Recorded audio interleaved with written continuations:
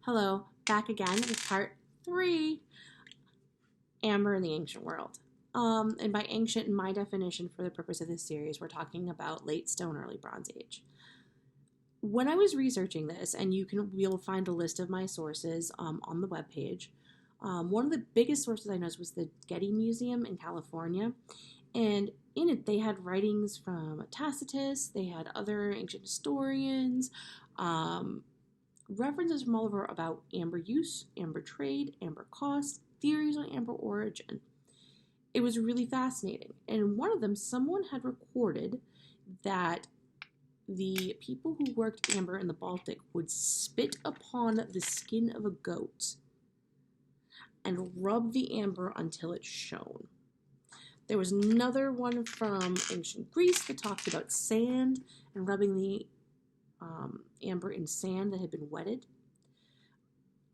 Stone Age, I realized I needed stones. So I collected stones of various hardness, including some from the ocean, really rough cut, smooth cut, and by cut I mean broken by nature, bits of sand, and this is goat skin. So remember I said I was on a budget? This is a goat skin glove I purchased from Amazon, $4. I was able to cut it open, and yep, I would sit there. I'm not going to do it because it'd be really gross to do on film. I spat upon the leather, and I was not sick. I had pre-tested for COVID. I was by myself, and I rubbed the amber in the spit on the leather, and I realized that the shine that I got, now this is a raw piece. I'm just going to do this on screen. I wish I could show you my hands. Here we go. You can see it's already getting a little shinier. Okay, then say something that was not polished yet on the goat skin. That's just like 2 seconds of it. Fascinating. When I used water, didn't work as well.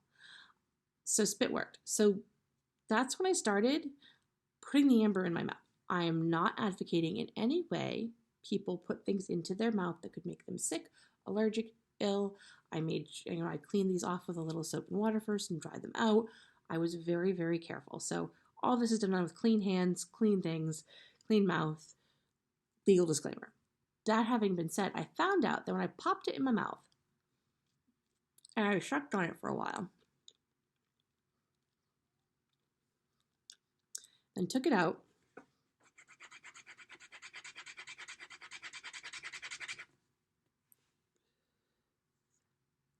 I get even a better sheen.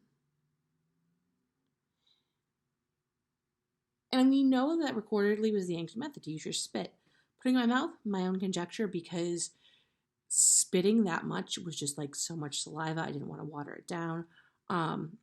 My theory, and is that the enzymes that are in our mouth that help starting breaking down the food, and that little microbiome probably starts to break that down. I mean, this would be tree sap. People can eat sap products, things like maple syrup. What does amber taste like? It's kind of like a musky spice. If you think of if you were like to go in the woods and take a twig from a pine tree and snap it and then sniff it, it's a little bit like that, but a little bit spicier. Not burning spice, but just like a tang. Again, I'm not advocating or telling anybody to do this. And, legal disclaimer, don't try this at home, but this is what I tried at home.